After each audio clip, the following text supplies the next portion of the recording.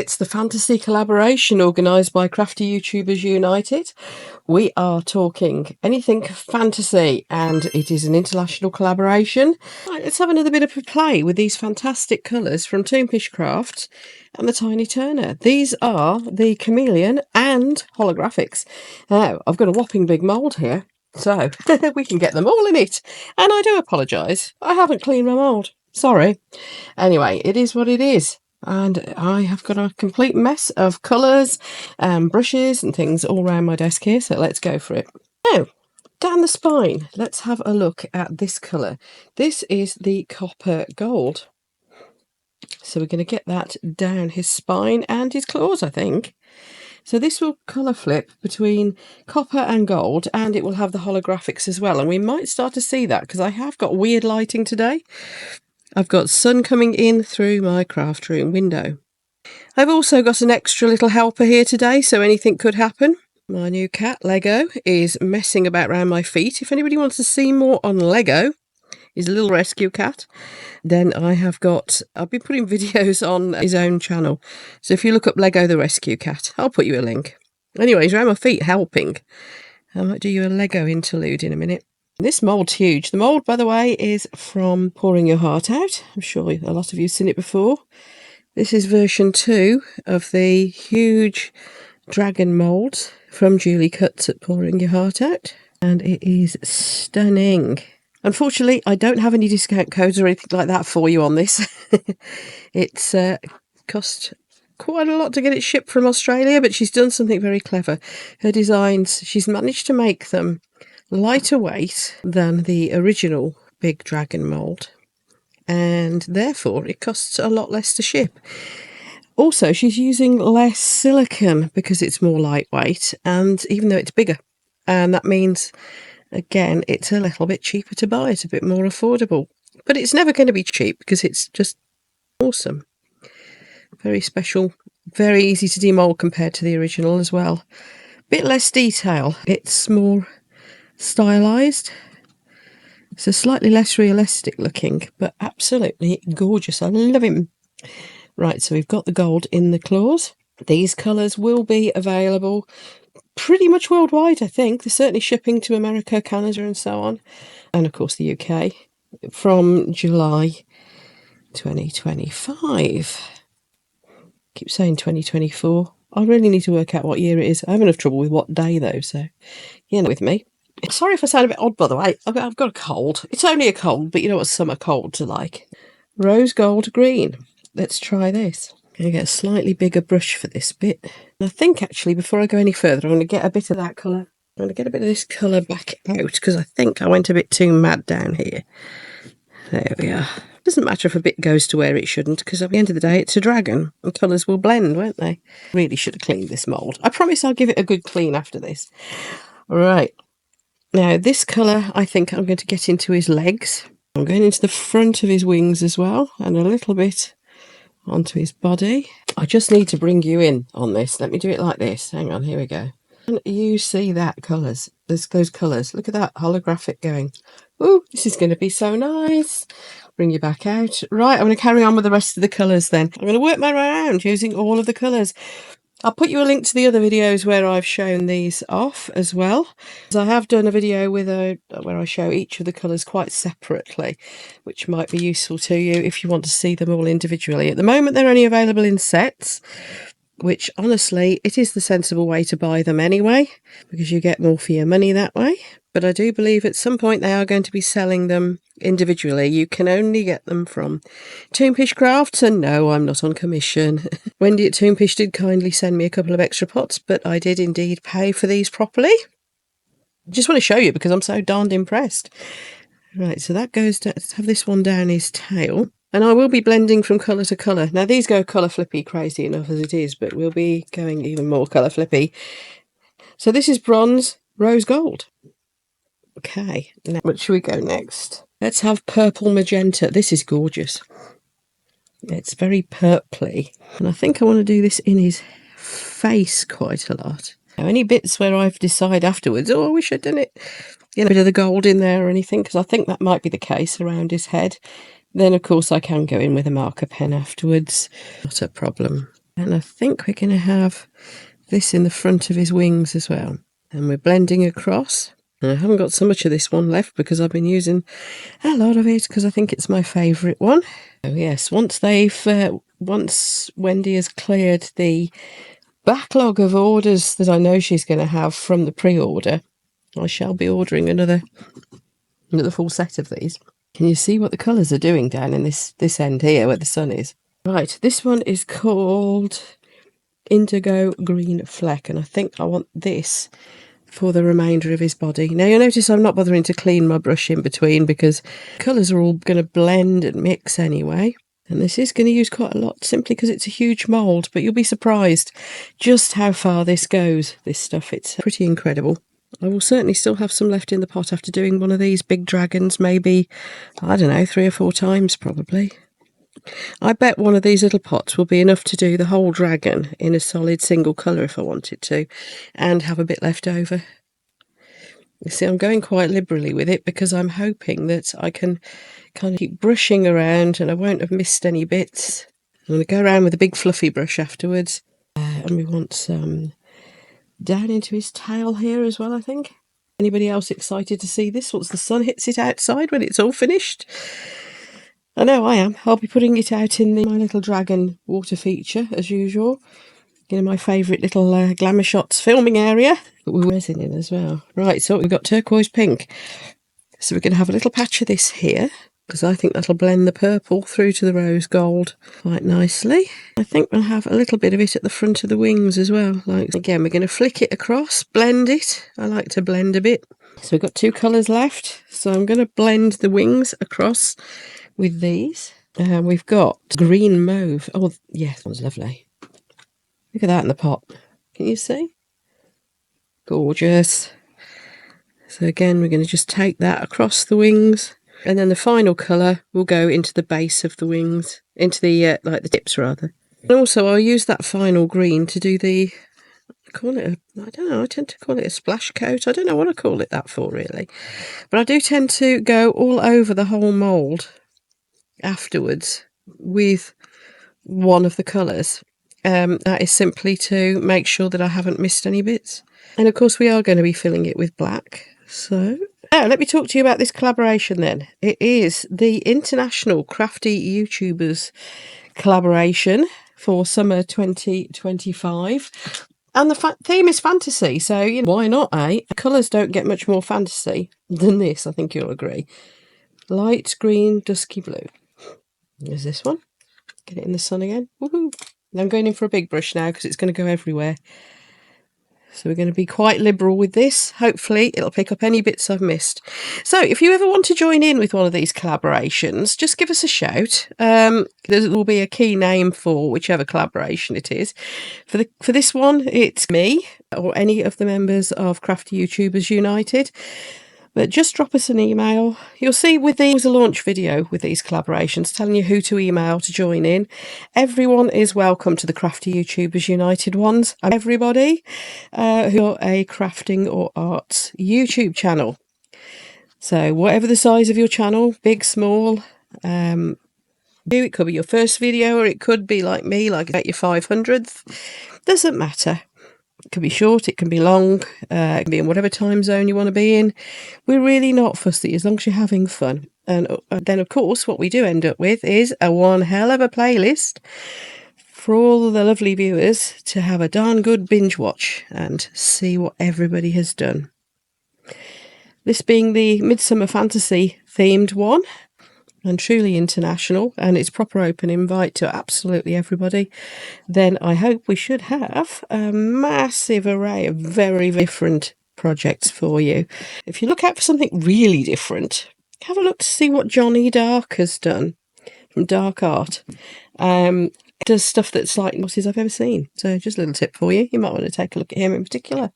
Right, we're just going to get some black resin in here. I will put the link to that playlist that I'm telling you about up here at the end of this video and down in the video description. And if anybody wants to join in with a future collaboration and submit a video, then just give me a shout. My email will be down in the video description as well, so go for it. Right, I'm just going to fill this up with black resin. And we are just going to go for my normal Apex High Gloss. It's extra runny because it's so hot in here today. I hope this doesn't flash cure because the mould is quite deep. We'll see. Used some T-Expert pigment. I'm tending to use this for my solid black at the moment, or the Apex Jet Black. And the Apex Jet Black is actually a pigment paste as well. It's even thicker than this. By the way, can I just say here, in case anybody has noticed, sorry about the state of my arm. Lego the cat thinks it's really funny to ambush me at about 5 o'clock in the morning at the moment. You'll grow out of it, won't you? And as you can see, I've gone very high-tech with my mixing pots today. This is an old pot noodle pot. Yes, I do eat pot noodles. They are just one of my guilty pleasures. And you should see these colours starting to surface. So what I'm doing is I'm pouring it in a bit at a time.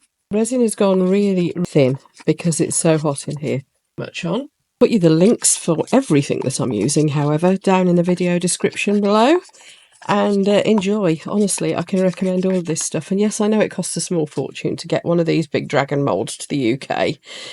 And to get the powders to America isn't cheap either. But by golly, it's worth it. Now, of course, what you can do is use this in much more sensible moulds. I just wanted to get this into a huge mould with all of the colours, just so you can see how epic they are. You'll see in my other videos, in fact, I have used them on much smaller pieces. Ever popular Let's Resin Frog, amongst other things. So, yeah. Also works beautifully on small jewellery pieces, whatever you like, really. Just kind of wanted to show you a bit of an extreme make with it. Right, I hope this is the last resin because I'm getting really bored of mixing resin now. It takes a lot, this does. And I'm doing it a chunk at a time like this in this pot because I don't want it flash curing actually in the pot. So I will see you when we're ready for the demold, and also I will show you how I am going to do his eyes and any other finishing details. And of course, we're going to get this bad boy out in the sun for the glamour shots at the end. So I will see you later. Let's demold this in the sun. Then I'll take you back inside to show you the finishing touches before we do a proper photo shoot with it.